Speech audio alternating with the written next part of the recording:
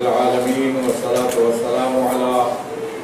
سيد الأنبياء والمرسلين أبي القاسم محمد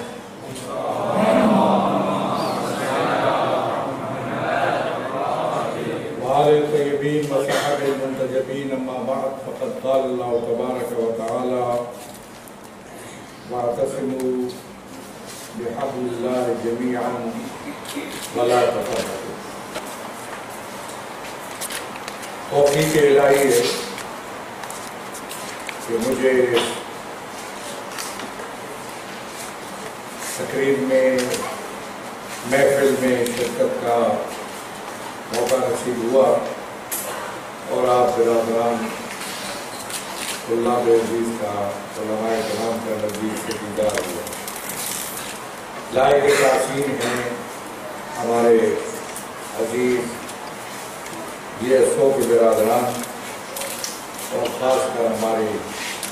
پنڈی ڈویژن کی یہ سو کے دوست جنہوں نے تقریب کا اہتمام کیا اور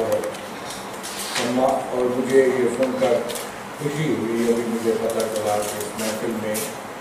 تمام طلباء تنظیمیں موجود ہیں. فکری لحاظ سے وحدت میں سمجھتا ہوں کہ بڑا واضح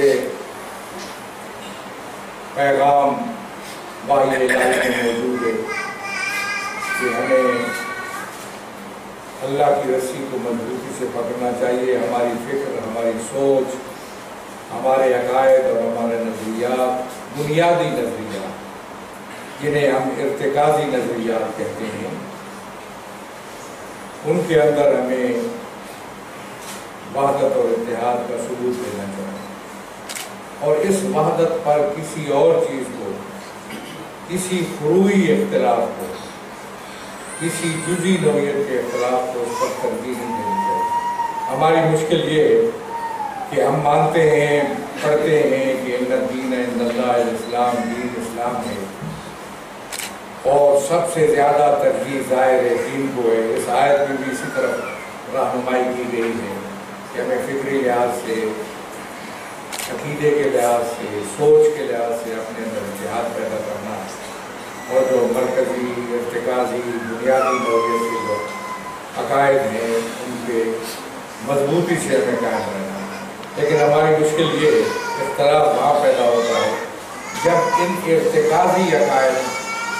اور ان بنیادی عقائد پر ہم فروعی عقائد کو ترجیح دیتے ہیں. دین اسلام ہے، جس میں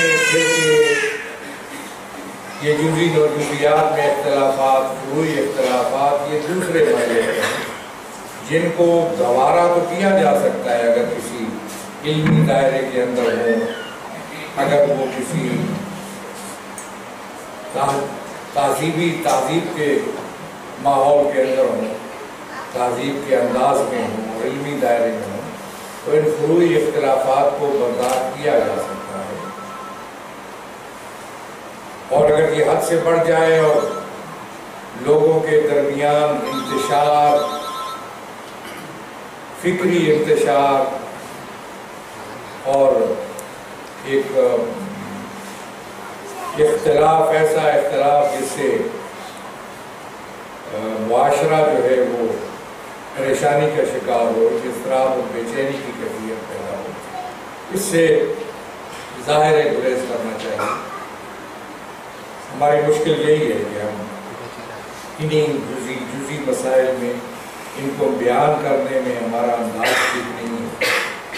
ان پر زور دینے میں ہمارا انداز ٹھیک نہیں ہے، ان کی اہمیت جتلانے میں ہمارا انداز ٹھیک نہیں ہے. اہمیت تو دین کی ہے، یا ان بنیادی، اور دین سے مراد یعنی وہ فکری اور عقائدی بنیادی باتیں، ارتکازی باتیں ان کی ہے. ہماری مشکل یہ ہے کہ ہم ان فروعی مسائل کو ترجیح دیتے ہیں دین کے اوپر. یہی وجہ ہے کہ اگر پہچان کی حد تک ہو کہ فلاں شیعہ ہے، فلاں بریلوی ہے، فلاں دیوبندی ہے، فلاں اہل حدیث ہے، تو ٹھیک ہے.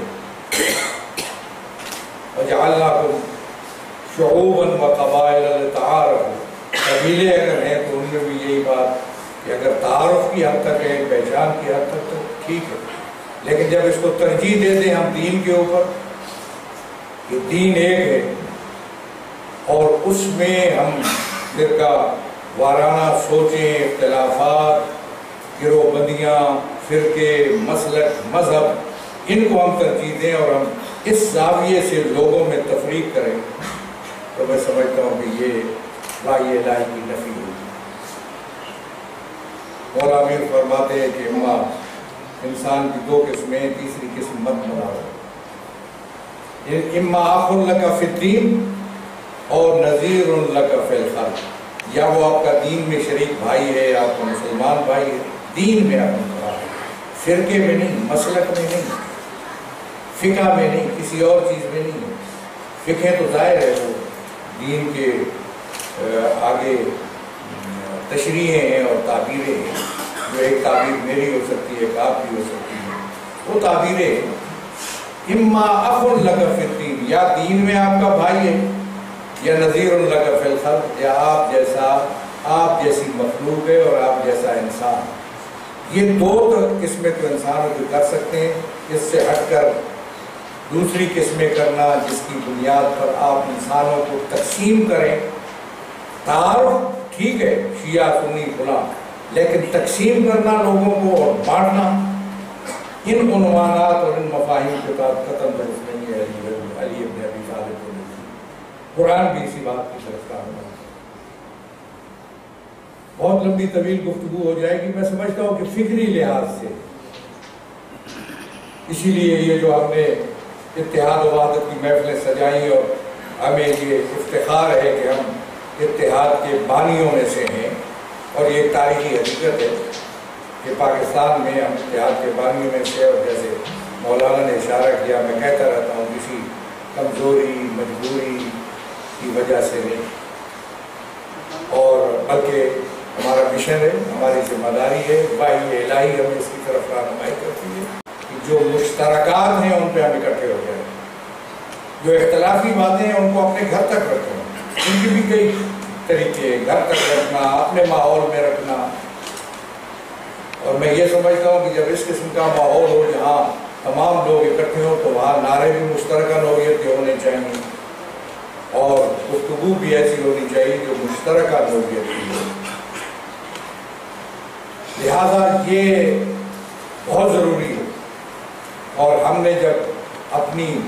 سوچ کو اپنے جذبات کے تابع بنایا،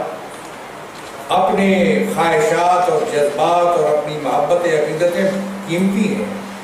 ان کو میں مانتا ہوں، جو بھی آپ جس سے آپ محبت کرتے ہیں، تمام لوگ مختلف ان کے مرکز عقیدت ہے اور مراکز محبت ہے، اس سے انکار نہیں ہے، لیکن اس کو جب آپ نے ترجیح دے دی مشترکات پر تو اس سے وحدت میں رکھنا پڑ جائے گا۔ اور اسی لیے میں اسی مناسبت سے ایک بات کہہ کہ میں نے بڑے تعلیم یافتہ طبقے میں اور بڑے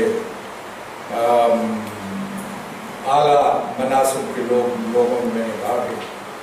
اسلام میں داخل ہونے کے لیے بھی ایک واضح طریقہ موجود ہے، ارتکازی عقائد ہے مسلمانوں کے، کیسے ایک شخص مسلمان اسلام میں داخل ہوتا ہے، کن کن چیزوں کے ماننے سے آپ مسلمان ہوتے ہیں۔ شہادتین پڑھ لیں آپ مسلمان ہو جائیں، اور اگر آپ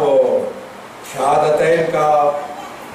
آخرت کا اور اس کے ساتھ ضروریات دین میں سے کسی کا انکار کریں گے تو شاید دائرہ اسلام سے خارج ہو جائے۔ اس کے علاوہ دائرہ اسلام سے میں داخل ہونا یا خارج ہونے کا اور کوئی فارمولہ نہیں، اور یہ متفقہ فارمولہ ہے مسلمانوں میں۔ واضح سی بات کی، پیغمبر کرام قدر کے دور سے لے کر آج تک جو شخص شہادتین پڑھے، شہادتین میں ساری چیزیں آ جاتی ہیں۔ جب رسالت کا اقرار کریں گے تو رسالت میں آخرت اور دوسرے جو عقائد نظریات ہیں اس کے اندر آ جاتے ہیں، اور پھر اسی طرح ضروریات دین بھی اس کے اندر آ جاتی ہے۔ جب پیغمبر رسالت کو ہم مانتے ہیں تو نماز کے وجود کو ہم مانتے ہیں، وحی الہی کو ہم مانتے ہیں، اور اگر نماز کے آپ انکار کریں گے، زکوٰۃ کا انکار کریں گے تو یہ ضروریات دین ہیں، یہ دین کے مسلمہ اجزاء ہیں، ان کے انکار سے دائرہ اسلام سے خارج ہو سکتا ہے۔ اس لیے جو ایک شور بپا ہے اس ملک کے اندر، جس طریقے پہ ایک طوفان بدتمیزی اٹھایا گیا اور جس طریقے پہ لوگوں کو تیار کر کے بازاری لوگوں کو